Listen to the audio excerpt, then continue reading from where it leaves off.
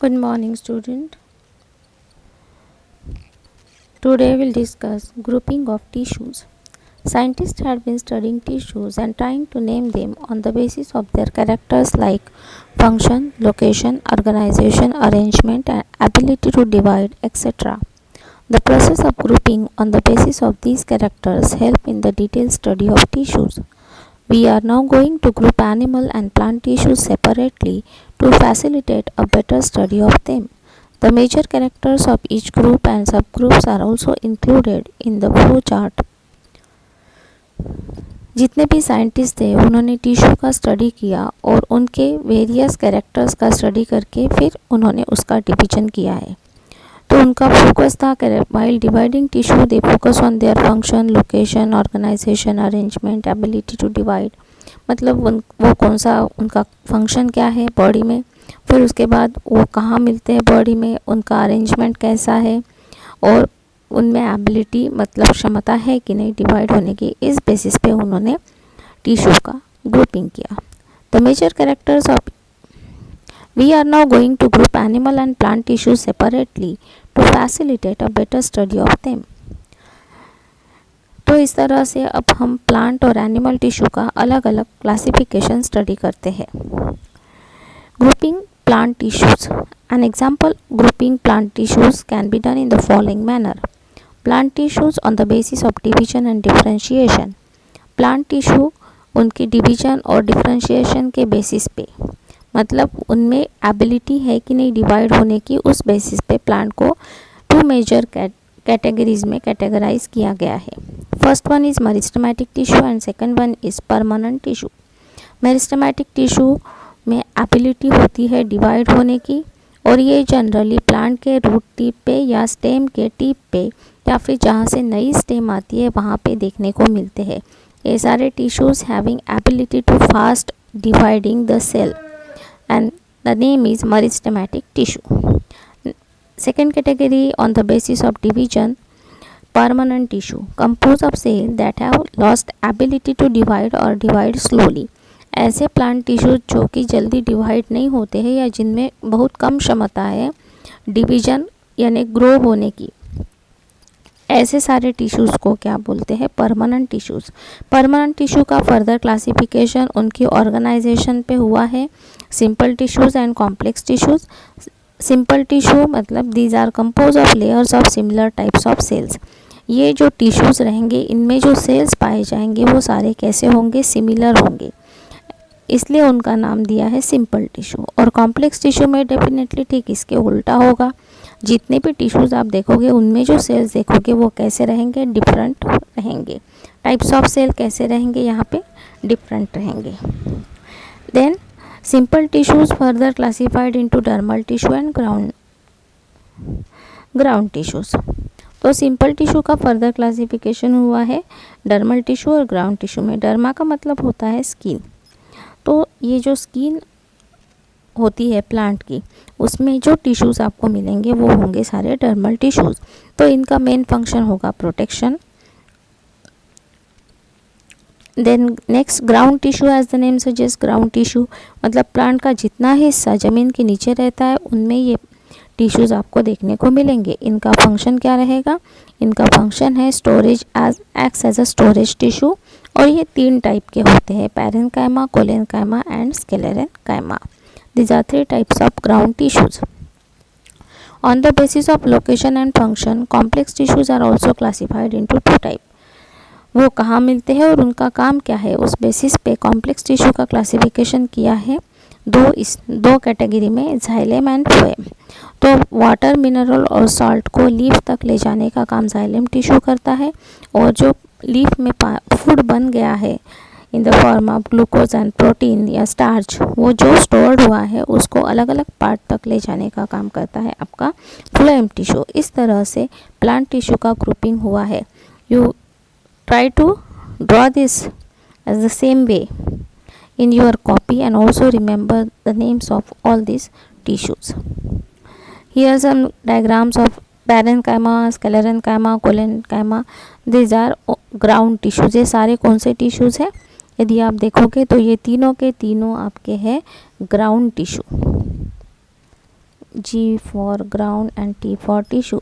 Then xylem and phloem, these are complex tissues and conducting tissues. On the basis of conduction means function and location, they are classified. Complex tissues are classified into two type. Which two type? Xylem and phloem. Complex tissues, xylem and phloem. Here it is xylem and phloem. You may write it as complex tissue. C for complex, T for tissue. Then there is limitation of the classification scheme of plant tissues. Permanent tissue are not just those that have completely lost the ability to divide. Parenchyma, collenchyma included in this category are capable of dividing. हमने permanent tissue को बोला था कि they don't have capability to divide, या उनमें growth कैसा है, बहुत स्लो है. बट उसमें भी जो ग्राउंड टिश्यू के दो टाइप है, पैरेन्काइमा एंड कोलेनकाइमा, उनमें दे हैव एबिलिटी और they are capable of dividing, वो आगे डिवाइड हो सकते हैं. Thus we may see that the names of the categories represent stages in the development of tissue. These are intermediate stages as well like permanent tissue that still have the ability to divide. Permanent tissue में भी कुछ permanent tissue में भी ability है divide होने की. इसलिए ये जो क्लासिफिकेशन हुआ है वो उसको कुछ लिमिटेशंस है, but main classification they have shown. In this way, animal tissues are also classified on the basis of their function. Dermal tissue, connective tissue, muscular tissue and nervous tissue. Derma का मतलब यहाँ पे skin आ गया, तो आपकी body का जो skin है उसमें जो आपको टिश्यूज़ देखने को मिलेंगे वो कौन से होंगे? Dermal tissue. Forming skin and internal linings of parts like mouth, blood vessel, tubes, kidney and air sac. आपकी बॉडी में जितने भी ब्लड वेसल्स है उनकी लाइनिंग फॉर्म करने का काम कौन करता है? Dermal tissue. किडनी की लाइनिंग्स का, air sac in the lungs.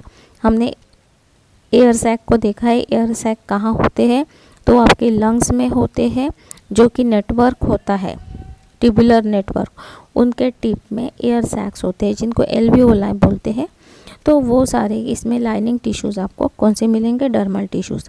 Then connective tissues, building different parts, organising, connecting and supporting them. हमारी बॉडी के सारे पार्ट्स को जो कनेक्ट करते हैं, एक दूसरे पार्ट को कनेक्ट करने के लिए जो टिश्यूज़ होते हैं उनको बोला जाता है कनेक्टिव टिश्यू. और muscular tissue as the name suggest, तो हमारी मसल्स में जो टिश्यूज़ मिलेंगे वो आपको कौन से मिलेंगे? Muscular tissue.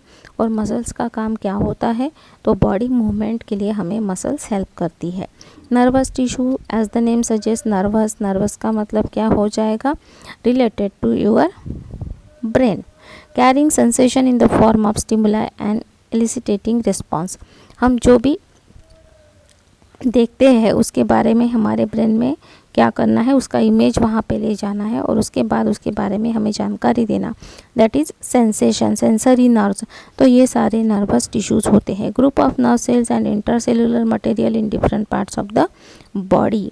जितने भी हमारी बॉडी में क्या है, नर्व्स है या नर्व सेल्स है, वो सारी इसमें कौन से आएंगे? Nervous tissues. Clear? Now again these connective tissues are classified into four types: interstitial tissues, adipose tissues, fluid tissues and skeletal tissues. As the name suggests, skeletal, तो हमारी बॉडी का जो फ्रेमवर्क है उसमें जो टिश्यूज़ हमें देखने को मिलेंगे वो डेफिनेटली होंगे स्केलेटल टिश्यूज़. और जो कंकाल हम बोलते हैं उस कंकाल में टिश्यू मिलते हैं स्केलेटल टिश्यू, जो कि एक कनेक्टिव टिश्यू का पार्ट है. और उसका मेन फंक्शन क्या है? To protect our body and help in movement. Then next tissue is fluid. As the name suggest, fluid means they are in liquid form, semi liquid form, help in maintaining body temperature, usually conducting gases like oxygen and carbon dioxide, mineral waste cells and materials that protect body from disease. तो हमारी body में यदि कोई infection आता है तो उसके against fight करने के लिए, हमारी बॉडी का टेम्परेचर मेंटेन करने के लिए जो टिश्यूज़ हेल्प करते हैं, that is fluid tissue. Then again adipose tissues help in maintaining body temperature, also protect in function, usually found under skin. हमारे स्किन के नीचे जो हमें टिश्यूज़ मिलते हैं वो होंगे एडिपोज टिश्यू. इनका मेन काम है बॉडी का टेम्परेचर मेंटेन करना.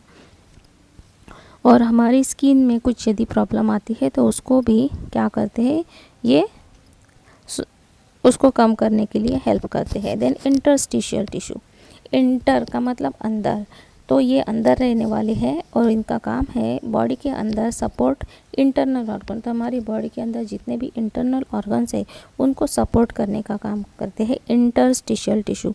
Between internal organ around muscular, dermal, nervous and other tissues, तो हमारी ऑर्गन के अंदर में ये टिश्यू मतलब ऑर्गन का बाहरी हिस्सा बट बॉडी के अंदर वाला पार्ट जिसमें ये इंटरस्टिशियल टिश्यूज़ आपको देखने को मिलते हैं।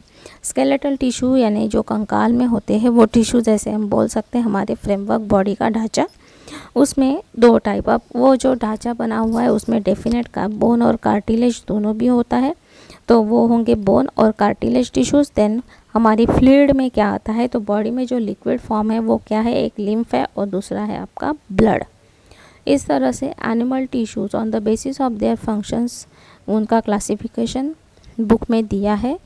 और उसके बाद मस्कुलर टिश्यू का भी इन्होंने 4 टाइप दिया है। मसल्स में जो टिश्यूज़ मिलते हैं और जो हमारी बॉडी को मूवमेंट करने के लिए हेल्प करते हैं, वो जो मस्कुलर टिश्यूज़ है उनका क्लासिफिकेशन इन्होंने 4 हिस्सों में किया, 3 हिस्सों में किया है, striated, unstriated and cardiac. Cardiac that word is related to the heart, तो हमारी बॉडी में जितने भी under voluntary control function throughout life present in heart, हमारे हार्ट में जितने भी इनवॉलेंट्री एक्शंस होती है, इनवॉलेंट्री मतलब जिसके ऊपर ब्रेन का कंट्रोल नहीं है, जैसे कि हमारे हार्ट बीट, हमारी बॉडी में ब्लड का, हार्ट में ब्लड का सर्कुलेशन, जो ऑक्सीजनेटेड ब्लड फ्लो होना है, डीऑक्सीजनेटेड को वापस लंग्स में पहुंचाना, ये सब जो काम है ये नॉट अंडर वॉलेंट्री, हमारी इच्छा के अनुसार नहीं होता। और ऐसे होता तो हम लोग सो जाते थे तो हार्ट बंद पड़ जाता, ऐसे नहीं हो रहा है। इसका मतलब है this actions are not involuntary actions and all these involuntary actions are done by some blood vessels, blood capillaries, then veins। तो उनके इसमें जो टिश्यूज़ आपको देखने को मिलेंगे वो सारे कौन से होंगे, cardiac tissues. Unstriated and striated, striated का मतलब some of those in the hand, leg and other areas of our body functioning under voluntary control.